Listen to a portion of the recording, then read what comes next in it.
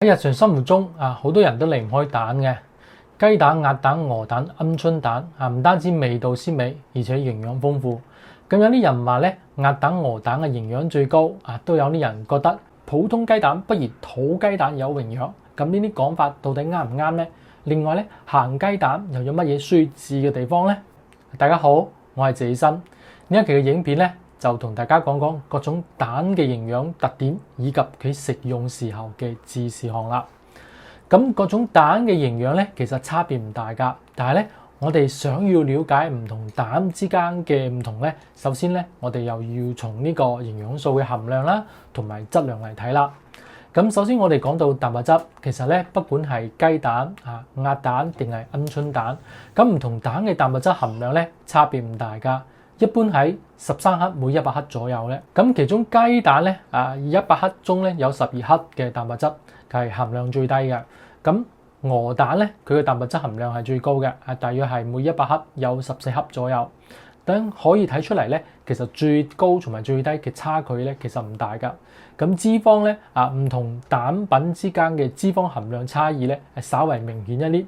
咁鴨蛋脂肪咧最多嘅係大約係每100克有14克。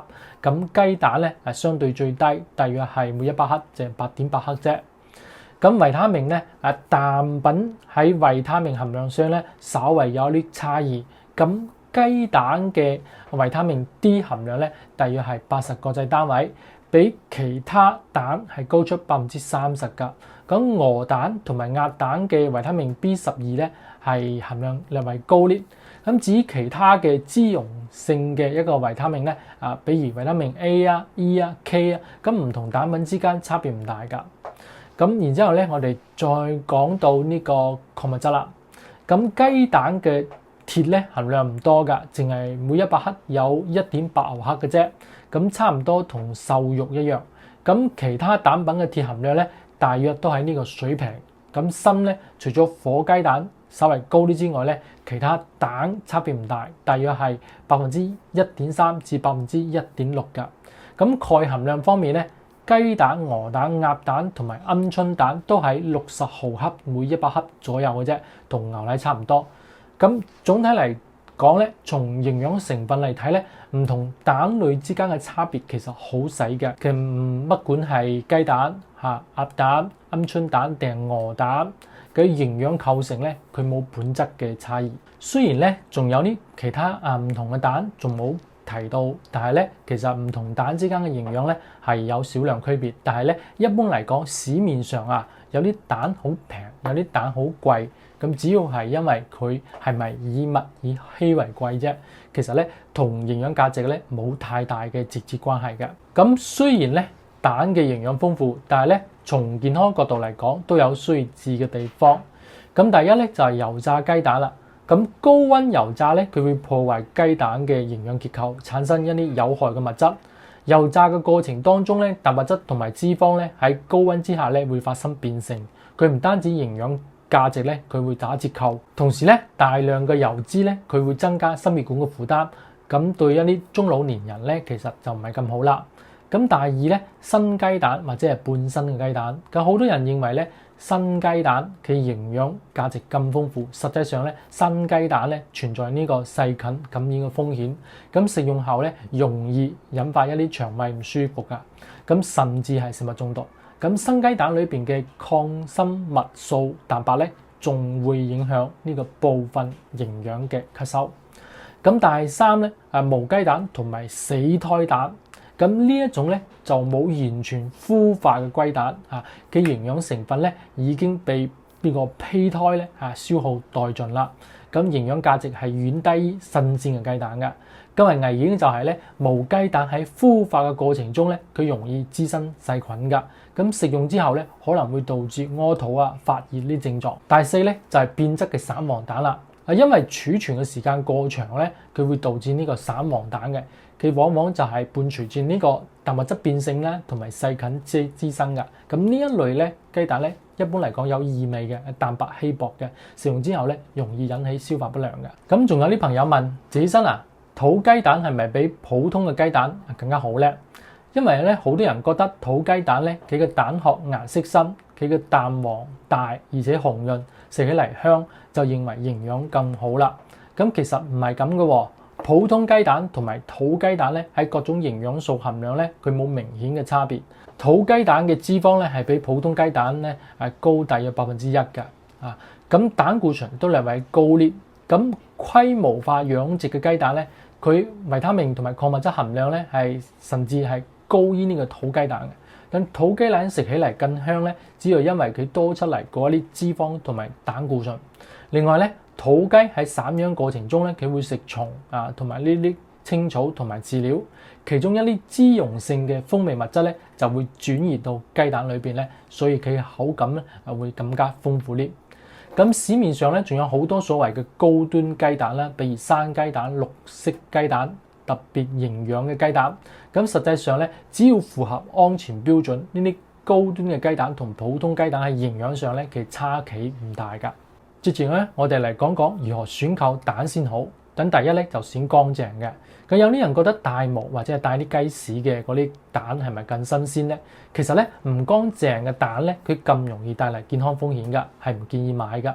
咁第二咧就盡量去正規嘅超市或者係大型嘅農貿市場嚟購買啦。咁第三咧，我哋睇蛋殼啦。咁新鮮嘅蛋殼表面咧有一層霜狀膜㗎，佢摸起嚟粗糙，佢冇乾燥。咁第四咧，我哋睇重量。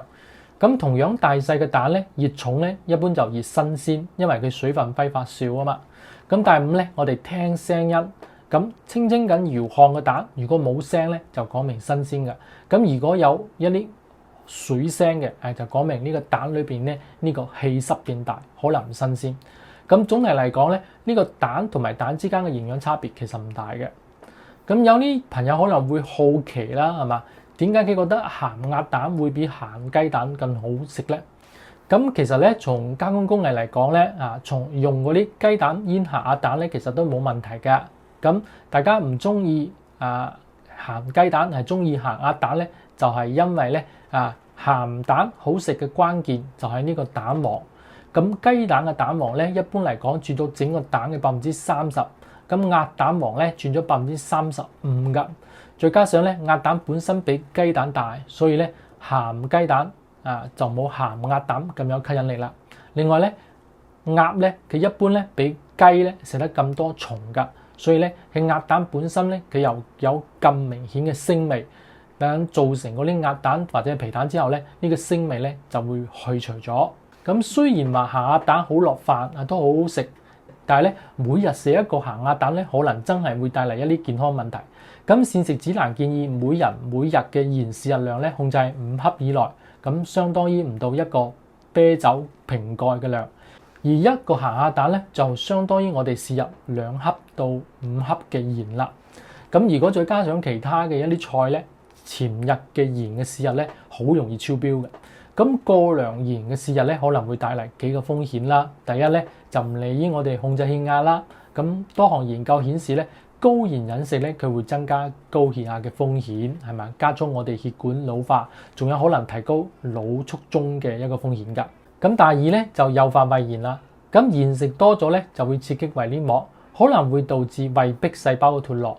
咁呢啲細胞咧係保護我哋胃部嘅重要嘅屏障。咁一旦受損咧，就容易引發胃炎，咁嚴重可能會增加胃癌嘅風險。咁第三咧係可能增加呢個骨質疏鬆嘅風險。咁高鈉飲食咧，佢會抑制成骨細胞嘅功能。咁動物研究顯示咧，佢高鹽飲食咧，佢會降低骨密度同埋骨強度，增加骨折嘅風險。咁而且食太鹹嘅人咧，都會大量飲水，隨之排尿又增多，咁鈉和鈣咧都會隨住呢個尿液排出，長期落嚟咧容易缺鈣，從而增加呢個骨質疏鬆嘅一個可能性。咁第四咧，我哋可能會增加呢個損害認知功能嘅一個風險。咁一啲研究表明咧，高鹽飲食咧可能會影響一啲認知嘅功能，尤其係老年人。仲有研究顯示咧，如果降低我國嘅高鹽攝入量咧，心血管發病率咧就會大量嘅下降。每日少食1克鹽咧，就會降低缺血性嘅一個心臟病風險4%，咁中風風險6%。所以咧，鹹鴨蛋雖然好食偶爾食係冇問題嘅，但係你如果特別中意食咧，就要注意每日燃嘅豉油嘅總量啦，唔好因為太過好食而燃超標啦。咁鹹鴨蛋咧最吸引人嘅就係嗰啲又沙又流油嘅蛋黃啦，而且煮鴨蛋都唔會流油啊！有啲人就會問啊，唔通係呢個鴨蛋變成鹹鴨蛋之後咧，脂肪含量增加咗？其實咧呢個唔係㗎，咁脂肪含量咧佢冇好大嘅變化，只不過係狀態發生咗改變啫。咁我哋平時煮嗰啲煮蛋之所以睇唔到明晃晃嘅流油，就係因為咧蛋黃中嘅蛋白同埋脂肪形成一個乳化體系，佢外觀上咧係睇唔到油脂。咁醃製嘅過程中咧，佢會導致呢個疏水基團同埋呢個蛋黃中嘅親水基團同埋親脂基團分離，佢破壞咗呢種乳化體系，咁少油的聚集埋喺一齊，咁就成咗肉眼可見嘅流油啦。咁多謝大家。